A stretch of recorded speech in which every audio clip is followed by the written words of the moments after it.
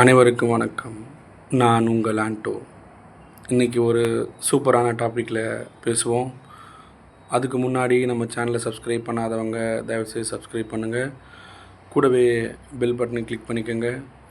நம்முடைய வீடியோ இப்போ தான் நீங்கள் ஃபஸ்ட் டைம் பார்க்குறீங்கன்னா மறக்காமல் சப்ஸ்கிரைப் பண்ணுங்கள்.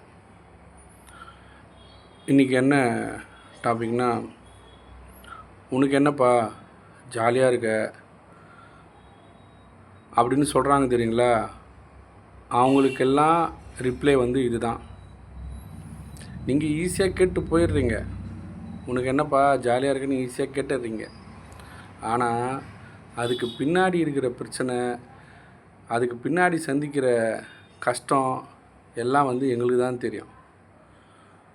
ஒரு மிடில் கிளாஸோட லைஃப் எப்படி இருக்குன்னு தெரியுமாங்க உங்களுக்கு? அதுவும் இந்த மாத சம்பளம் வாங்குறவுடைய லைஃப்லாம் எப்படி இருக்குன்னு தெரியுமா? அதெல்லாம் சொன்னால் ஒரு நாள் கூட பத்தாதுங்க. அவ்வளோ கொடூரமாக இருக்கும்.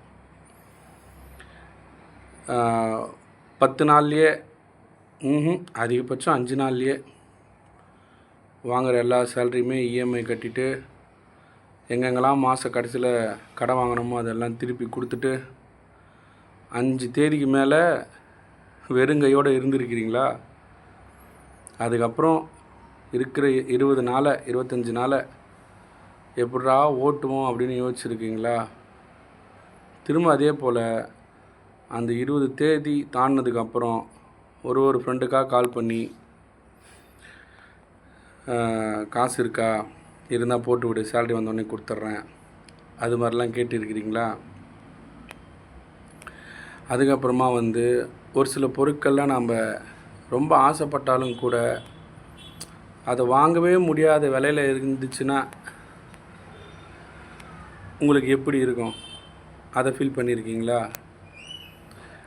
இன்றைக்கி தமிழ்நாட்டில் இன்றைக்கி தேதியில் சராசரியாக ஒரு ஆளுடைய வருமானம் 20,000லேருந்து 25,000 30,000த்துக்குள்ளே தான். அதாவது 20,000லேருந்து 30,000த்துக்குள்ளே தான்.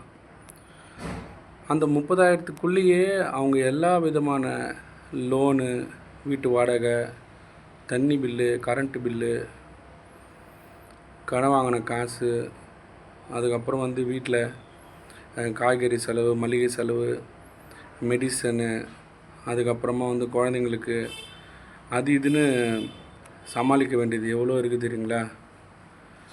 அது மாதிரி இந்த மாத சம்பளம் வாங்குகிற ஆளுடைய வாழ்க்கை அவங்கக்கிட்ட நீங்கள் கேட்டு பாருங்கள், அப்படியே கலன்னு கண்ணீர் விட்டுருவாங்க. ஆனால் என்ன பண்ணுறது, வேறு வழி இல்லை. ஓடிக்கிட்டே தான் இருக்கணும், வேறு வழி இல்லை. நீங்கள் என்னடா ஜாலியாக இருக்க, உனக்கு என்ன அப்படி சொல்லும்போது ஒரு லைட்டாக ஒரு சின்ன ஸ்மைல் அவங்கக்கிட்ட இருந்து வரும். ஆனால் அந்த ஸ்மைலுக்கு பின்னாடி அவ்வளோ பெரிய வலி இருக்கும், அவ்வளோ பெரிய வலி. அது சொன்னால் கூட புரியாது, அனுபவிச்சவங்களுக்கு மட்டும்தான் தெரியும். See you guys.